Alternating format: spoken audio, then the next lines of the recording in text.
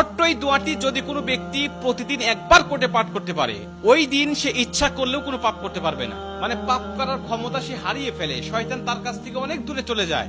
নবীজি বলছেন, যদি কোনো ব্যক্তি এই দোয়াটা মাত্র একবার পাঠ করে, যেদিন সে পাঠ করবে ওই দিন শয়তান চিৎকার করে কাঁদতে থাকে, চিৎকার করে আওয়াজ দিয়ে বলতে থাকে যে আজকে সারাদিন তুই আমার ওয়াসওয়াসা থেকে মুক্ত হয়ে গেলি, আমি ইচ্ছা করেও আজকে তোকে আর ধোঁকা দিতে পারবো না, তুই আজকে আর কোনো পথভ্রষ্টের কাজ করতে পারবি না, তুই সেটা আমার কাছ থেকে মুক্ত হয়ে গেলি।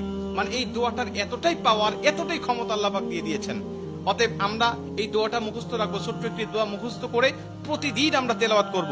আমরা কিন্তু অনেকেই আছি পাপ ছাড়তে চাই, কিন্তু আমরা এমন কিছু দেখি বা এমন কিছুর সম্মুখীন আমরা হয়ে যাই, ওটা দেখার পরে আমরা নিজের উপরে নিজের কন্ট্রোলটা হারিয়ে ফেলি, তখন আমরা পাপ করতে বাধ্য হই বা পাপ শয়তান আমাদেরকে করিয়ে ফেলে। এজন্য যদি আমরা প্রতিদিন অন্তত ফজরের নামাজের পরে এই দোয়াটা যদি পাঠ করতে পারি, তাহলে আমরা কিন্তু শয়তান থেকে মুক্ত থাকবো ওই দিন সারাদিন। আর শয়তান থেকে মুক্ত থাকার কারণে আমরা ইচ্ছা করলে ওই দিন পাপ করতে পারবো না। নবীজি এই দোয়াটা শিখিয়েছেন, আউযু বিল্লাহিল আযীম, আউযু বিল্লাহিল আযীম ওয়া বিওয়াজহিল কারীম ওয়া সুলতানিহিল কাদীম মিনাশ শাইতানির রাজীম।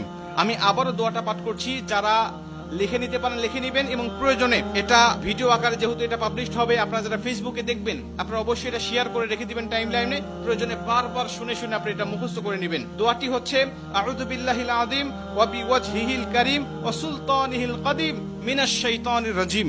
এই দোয়াটা আপনি মুখস্থ করে নেবেন, আর এই দোয়াটা পড়ার কারণে কিন্তু শয়তান থেকে আপনি মুক্ত থাকবেন। আর শয়তান যেহেতু আমাদের প্রকাশ্য শত্রু, এই শয়তান কিন্তু আমাদেরকে জাহান্নামে নেওয়ার জন্য, জান্নাত থেকে আমাদেরকে বিরত রাখার জন্য বারবার চেষ্টা করছে। আমাদের সামনে থেকে, পিছন থেকে, ডানে থেকে, বামে থেকে সব জায়গা দিয়ে কিন্তু শয়তান আমাদেরকে ধোঁকা দেওয়ার জন্য সদা ব্যস্ততা। আল্লাহর সাথে সে চ্যালেঞ্জ করে আসছে, আল্লাহকে বলছে, আল্লাহ প্রয়োজনে তুমি জান্নাতের সংখ্যা কমিয়ে ফেলো, জাহান্নামের সংখ্যা বাড়িয়ে দাও, কারণ আমি মানুষগুলোকে যেভাবে ধোঁকা দেব, এই ধোঁকায় সে বোকা হয়ে তোমার ইবাদত আর গোলামি সে করবে না, সে নিঃসন্দেহে পথভ্রষ্ট হয়ে যাবে। এই জন্য শয়তান থেকে মুক্ত থাকার জন্য আমরা কিন্তু সর্বসময় এই দোয়াটা পাঠ করবো। প্রতিদিন অন্তত একবার এই দোয়াটা আমরা পাঠ করলে আমাদের কাছ থেকে শয়তান মুক্ত হয়ে যাবে, আমরা শয়তান মুক্ত জীবন যাপন করব। আর আমাকে যদি শয়তান ওয়াসওয়াসা না দেয়, ওই দিন কিন্তু আমি পাপ করতে পারবো না, ইচ্ছা করলে পাপের কোনো কথাই আমার মধ্যে আসবে না। কারণ আমরা জানি ফেরেশতারা ইচ্ছা করলেও পাপ করতে পারে না, কারণ ফেরেশতাদেরকে শয়তান ধোঁকা দেয় না, আর ফেরেশতাদের কাছে শয়তান যায় না, তাই তাদের অকর্ম করার মতো বা পাপ করার মতো কোনো ক্ষমতা তাদের নাই। এর জন্য এই দোয়াটা আমরা সবাই মুখস্থ করে নিব এবং প্রতিদিন একবার হলেও পাঠ করবো ইনশাআল্লাহ।